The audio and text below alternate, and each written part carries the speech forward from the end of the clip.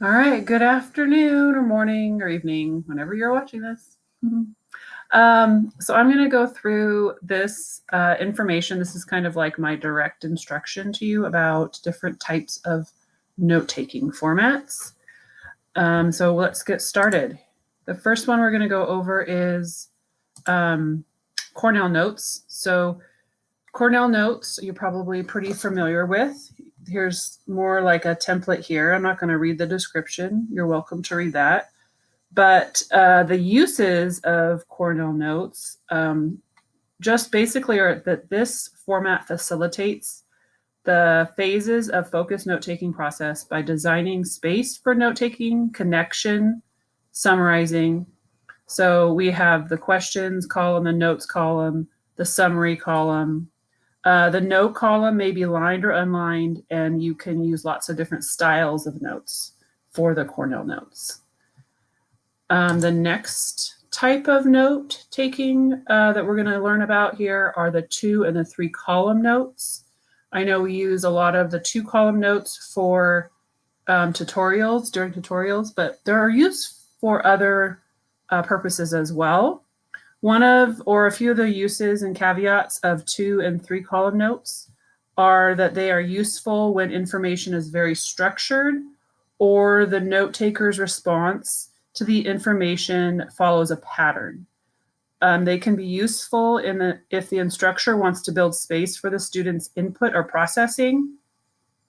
The headings and purposes for the columns can be adapted to many situations, and note-taking styles, both you can use drawings and different things in the different columns. All right, the next one that we're going to look at are mind maps, one-pagers, and sketch notes. So you can see these are usually pretty colorful.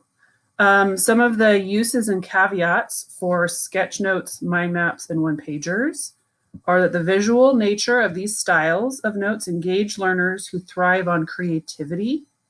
They allow the note taker to make connections among ideas, and they appeal to students who like to draw and doodle, which I know is a lot of you guys. So again, that's sketchnote, mind maps, and one-pagers. Graphic organizers. So again, here's a description of what graphic organizers are. You can pause and read that. Here's some pictures of what are some possible different types of graphic organizers. Some of the uses and caveats of graphic organizers are that graphic organizers help learners see patterns, connect ideas, and produce non-linguistic representations of learning in the learner's mind. Graphic organizers may be used as a sole note-taking structure for an entire lesson, or they can be put into traditional note-taking styles to build relationships. Charts and tables. Charts and tables, you can see, can be useful here. Lots of grids and structure. So here's, again, a description. The uses and caveats for charts and tables are usually when a lecture or a text follows a repetitive structure, or if students experience or are expected to really extract some specific information. Oftentimes they're used in research where you have a purpose of charting or making tables. They really are effective for students note-taking in this realm.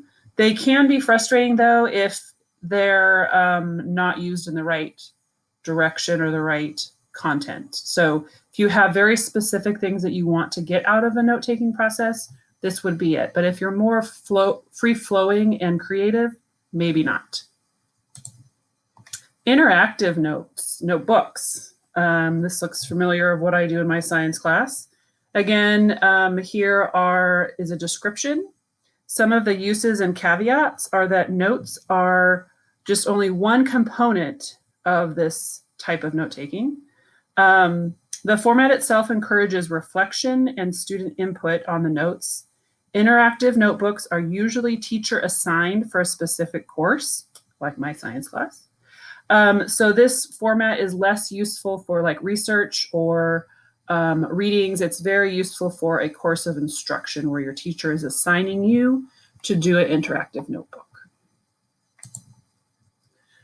And lastly, we have what we call a combination type. And so again, here's a description here.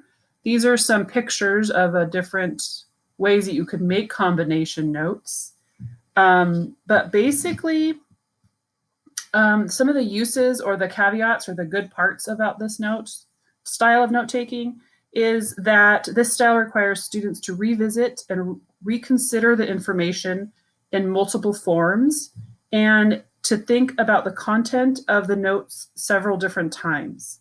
This style of note taking takes more time, but it also kind of fits with our lens of focused note taking, where you're writing and rewriting, kind of chunking, writing summaries, adding in drawings. It really incorporates the process of note taking.